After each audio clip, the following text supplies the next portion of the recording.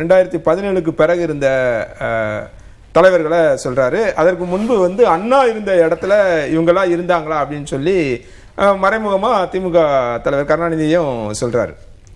அந்த திரும்ப அந்த என்டிடிவி இன்டர்வியூக்கு தான் போகணும். அதில் எனக்கு பிடித்த தலைவர்கள் பட்டியலில் திமுக தலைவர் கலைஞர் கருணாநிதியும் இருந்தார். ஆனால் இன்னைக்கு பேசும்போது அது ஒரு முரணாக இருந்தது. அண்ணா இருந்த இடத்துல இவங்கெல்லாம் இருந்தாங்களா அப்படின்னு நினைக்க தோணுச்சு அப்படின்னு சொல்றாரு. அதன் பிறகு 2017க்கு பிறகு ரொம்ப குறிப்பாக எம்ஜிஆர் ஜெயலலிதாலாம் விட்டுட்டாரு. எடப்பாடி பழனிசாமி இப்போ இருக்க முதலமைச்சர் ஸ்டாலின் இவங்கெல்லாம் அவங்க இருந்த இடத்துல இப்படி இருக்கணுமா அப்படின்ற மாதிரியான ஒரு கேள்வி எழுப்புறாரு. இது ரெண்டும் எப்படி நீங்க பாக்குறீங்க? இல்லைங்க, இது எதுவுமே முரண்பாடு. அவங்களுக்கு வரலாறும் தெரியல, ஒன்றும் தெரியல. இப்போ 77 to 87 தமிழ்நாட்டின் பொற்கால ஆட்சியா? அவங்களுக்கு எம்ஜிஆர் ஆட்சினா என்னன்னு தெரியல, நக்சல் படுகொலைனா என்னன்னு தெரியல, வன்னியர் தலித்துகளை சுட்டு கொண்டது என்னன்னு தெரியல. எந்த வரலாறும் அவங்களுக்கு தெரியறது கிடையாது. விஜய்க்கு எம்ஜிஆரை பற்றி பாசிட்டிவ் இமேஜ் இருக்க வாய்ப்பே இல்லை. அவங்க அப்பாவை உரிமை குரல் படத்தில் கிட்டத்தட்ட நாளையிலேருந்து வரக்கூடாதுன்னு எஸ்ஏசியை விரட்டினவர் தான் எம்ஜிஆர். இது எஸ்ஏசியே சொல்லியிருக்காரு.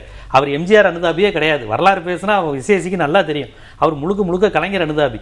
எம்ஜிஆர் ஆட்சியில் கலைஞர் ஆதரித்த 2 பேர் டி ராஜேந்திரும் எஸ்ஏசி தான். அவருடைய படங்களை பார்த்தீங்கன்னாலே தெரியும். அவர் முழுக்க கலைஞரோட ஆளு தான் விஜயோட அப்பா. அந்த பிரச்சனையில பட பிரச்சனையில போய் ஜெயலலிதாவை ஆதரிச்சாங்க. அணில் போலன்னோடனே அவங்களுக்கு டென்ஷன் ஆகி நீ ஒரு ஆள்னு நீ எனக்கு ஜெயிக்கிறதுக்கு காரணமானு கோவத்தில் திட்டதுல ஒரு இஷ்யூ ஆகி அதுக்கப்புறம் பம்மிக்கிட்டு தான் இருந்தார்.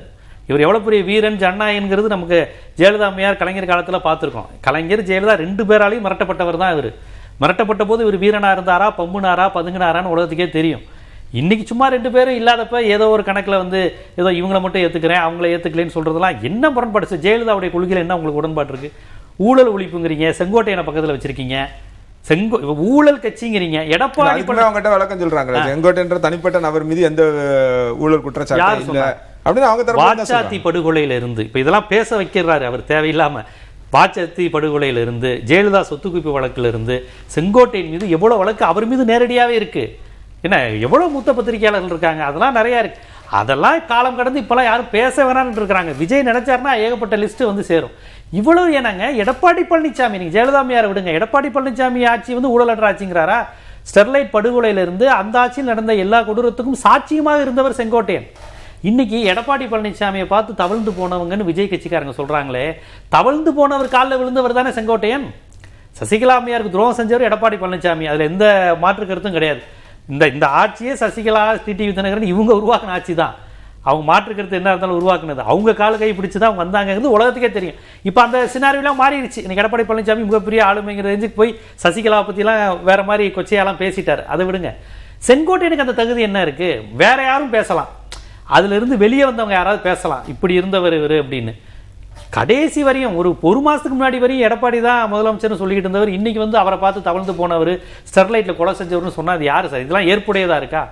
இது எப்படி சீனிவாசன் தான் நினைக்கிறேன், அவர் தான் கேட்டார். அல்ல செல்லூர் ராஜ் நினைக்கிறேன்.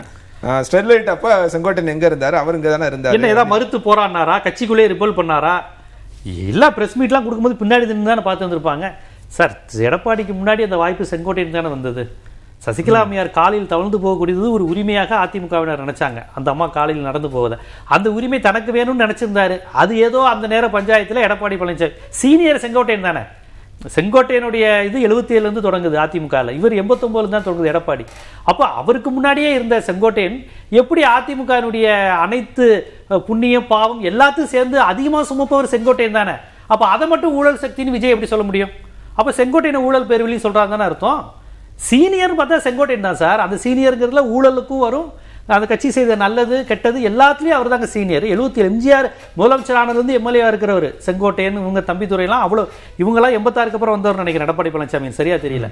அப்பேற்பட்ட செங்கோட்டையன் எப்படி சார் அதிமுக ஊழல் கட்சின்னு சொல்லும் போது பக்கத்தில் உட்காந்துருக்காரு? ரொம்ப லாஜிக்கே அடிக்குதுல்ல. அவங்க ஊழல் இல்லைங்கிறதுலாம் அப்பாற்பட்டு இவர் எப்படி இப்படி சொல்ல முடியும்? முழுக்க அந்த கட்சியில இருந்துட்டு இவர் எப்படி சொல்ல முடியும்? அது எடப்பாடி பழனிசாமி அமைச்சரவையில் இருந்திருக்காரு, வெறுமனே ஜெயலலிதா கிடையாது. இந்த அமைச்சர் இருந்தாரு. ஆமா.